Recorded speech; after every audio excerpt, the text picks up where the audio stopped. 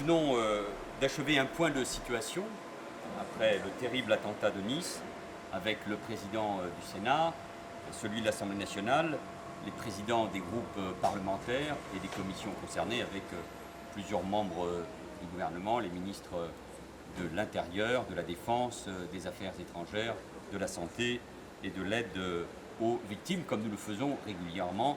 Bien sûr, nous le faisions là dans des circonstances très particulières. Avec les ministres qui ont suivi et géré cette crise depuis le 14 juillet, nous sommes revenus dans le détail sur les faits épouvantables qui se sont produits le 14 juillet sur la promenade des Anglais. J'ai dit à quel point, d'ailleurs, nous devions nous féliciter de la réaction des forces de l'ordre et des services de secours ce soir-là. Leur intervention rapide, leur mobilisation tout au long de ces événements et encore maintenant pour suivre la situation des victimes. J'ai dit également à quel point les mises en cause qui sont formulées en ces circonstances sont indignes, pas à la hauteur de la situation, pas à la hauteur des attentes de nos compatriotes. Dans ces moments si difficiles, il est essentiel de faire preuve d'union et de responsabilité, non pas pour fuir le débat. Il y a des questions légitimes, il y a des peurs également, et de la colère chez les victimes, leurs familles, leurs proches. Il y a des interrogations, elles sont légitimes. Il faut y répondre, et c'est notre devoir, en tant que responsable politique, d'aller à la rencontre de ces questionnements. C'est notre devoir d'abord, bien sûr, comme gouvernement. Cette réunion a enfin permis de présenter les principales mesures de cette 4e prorogation de l'état d'urgence. Nous proposons une durée de 3 mois, mais le débat sur la durée de l'état d'urgence aura lieu au Parlement à partir de demain soir à l'Assemblée nationale. Nous proposons également, je vous le rappelle, bien évidemment, de revenir sur les propositions qui avaient déjà été intégrées en novembre dernier sur les assignations à résidence ou les perquisitions administratives. L'état d'urgence ne réduit pas le risque à zéro, mais c'est un outil précieux qui doit s'inscrire dans une démarche globale de lutte contre le terrorisme et la radicalisation. Ce n'est pas bien sûr le seul, mais je vous rappelle que l'action de la police et de la gendarmerie, l'engagement des services de renseignement, l'état d'urgence ont permis sans aucun doute d'éviter un certain nombre d'attentats encore ces derniers mois. Un juste avant l'Euro, qui aurait pu être particulièrement meurtrier, je veux dire d'ailleurs à travers vous, à nos compatriotes, que nous évitons les attentats, même s'il n'y a pas de risque zéro. Nous attendons bien sûr les propositions des groupes parlementaires, de la majorité comme de l'opposition, avec intérêt, l'état d'esprit du gouvernement, parce que nous souhaitons ce rassemblement, nous souhaitons cette union, parce que nous ne voulons pas que Daesh, l'État islamique, réussisse au fond son objectif, qui est de diviser, qui est de fracturer notre société. Nous attendons avec intérêt les propositions qui sont faites aussi bien par la majorité que par l'opposition. Toute proposition qui permet d'accroître encore davantage l'efficacité, même si beaucoup a été fait depuis 2012, sera examinée évidemment avec le plus grand intérêt. Toute proposition qui respecte le cadre constitutionnel et qui permet cette efficacité, bien évidemment, sera examinée avec intérêt. Toute proposition qui n'a pas pour objectif l'efficacité et qui surtout mettrait en cause l'état de droit, notre démocratie, nos valeurs et le cadre constitutionnel ne pourra pas être retenue par le gouvernement, puisque précisément les terroristes veulent nous diviser et veulent que nous les éloignions des valeurs qui sont les nôtres. Si la France est attaquée, c'est parce que nous sommes le pays de la liberté. Si la France a été attaquée le 14 juillet, c'est parce que ses valeurs de liberté, d'égalité, de fraternité sont universelles. Si la France est attaquée, c'est parce que nous sommes aussi le pays de la laïcité. Et pour répondre avec force et détermination au terrorisme, il faut le faire avec l'état de droit et avec nos valeurs qui sont celles qui rassemblent l'immense majorité de nos concitoyens. Monsieur le Premier ministre, concrètement, quelles sont les pistes qui permettraient de renforcer encore l'état d'urgence ? Et je vous propose d'attendre demain le débat à l'Assemblée nationale et ensuite au Sénat mercredi. Il faut prolonger l'état d'urgence parce qu'il a déjà montré son efficacité quant aux perquisitions administrative quant aux assignations à résidence. Et puis, je veux le dire aux Français, si le président de la République a décidé de proroger l'état d'urgence, c'est parce que précisément il peut y avoir des répliques. Il peut y avoir un mimétisme qui soit utilisé par des individus qui se radicalisent extrêmement vite.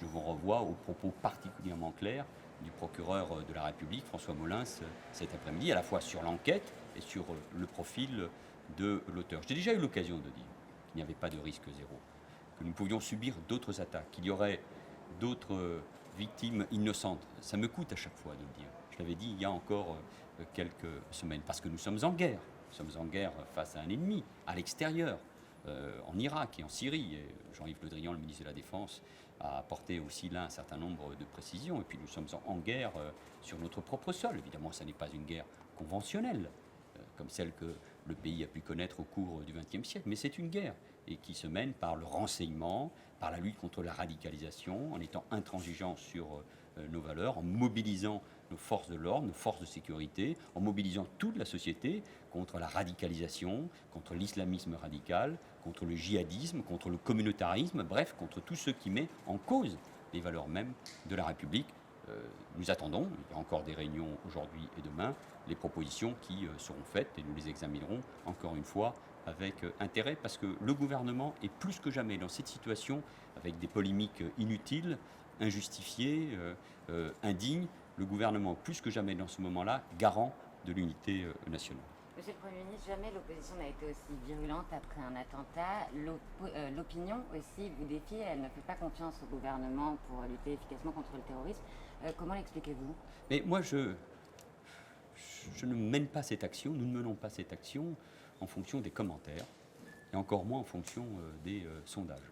Les chocs sont terribles. C'est le 3e attentat de masse au cours de ces derniers mois. Et nous nous y préparons. Mais nos compatriotes ne peuvent pas s'y préparer facilement. Personne d'entre nous ne s'habitue à de tels chocs dans la société. Pourtant, il faut faire preuve à la fois de résilience, c'est-à-dire de capacité à tenir face à ces chocs, et esprit de résistance face au terrorisme. Moi, je comprendrai toujours le désespoir et le questionnement des familles, des proches, de tous ceux qui sont traumatisés, par exemple à Nice, parce qu'ils ont assisté à cette course meurtrière, folle, terrible de ce camion. La colère des Français, la peur, le désespoir, c'est à moi, c'est à nous de les prendre pleinement sur nos épaules. Des enfants sont morts, des familles ont été déchirées par la barbarie. Et par exemple, ce matin encore, ma place était d'être parmi les niçois. Mais dans ce moment-là, il faut un langage de vérité sur les risques que nous encourons, sur la menace, même si Daesh recule, et nous vaincrons Daesh et nous détruirons Daesh en Irak et en Syrie grâce à l'engagement de la coalition, et la France y participe pleinement. Il faut un langage de vérité sur ce qui a été engagé depuis 2012. Jamais un gouvernement n'avait fait autant pour lutter contre le terrorisme, avec des moyens considérables pour la police, la gendarmerie, nos forces armées, pour les renseignements, mais il faut aussi de la dignité. C'est vrai d'abord pour les responsables politiques, c'est vrai aussi pour les citoyens. À Nice, ce matin, Monsieur le Premier ministre, il y a eu des huées à votre arrivée également après la minute de silence. Est-ce que vous y voyez la réaction d'habitants à bout, ou est-ce que vous y voyez une instrumentalisation? Je viens de dire qu'il fallait de la dignité. C'est vrai pour les responsables publics, pour les responsables politiques. Des mots, des phrases qui ont été prononcées depuis vendredi sont indignes et divisent inutilement. Et je viens de vous dire aussi que cette dignité, elle concerne également les citoyens. Nous sommes un peuple mûr, nous sommes un peuple démocratique à qui il faut parler très directement. Les sifflets, les insultes sont indignes dans une cérémonie de recueillement. Elles sont indignes quand il y a un hommage aux victimes, au moment même où il y a encore des victimes qui luttent pour la vie. C'est l'attitude peu spontanée, chacun l'a remarqué, d'une minorité. L'immense majorité de la foule ce matin à Nice, comme partout en France, était là pour se recueillir et pour exprimer sa solidarité à l'égard des victimes. Mais quand on chauffe à blanc des militants, des sympathisants, quand on tient les propos comme ceux qui ont été tenus, compris par des responsables politiques, considérés comme modérés depuis le 14 juillet, il ne faut pas s'étonner de recueillir de la division et de la haine, parce qu'il y avait de la haine. Cette image n'est pas celle de Nice, n'est pas celle de la France.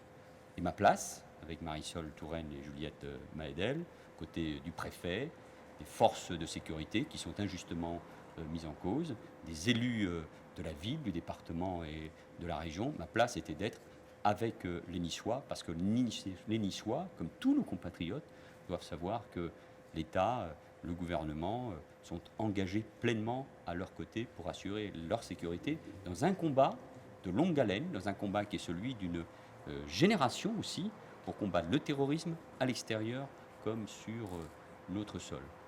Les sifflets, les insultes ce matin de la part d'une minorité, encore une fois chauffée à blanc, moi, elles ne m'atteignent pas. Ma place était d'être aux côtés des Niçois.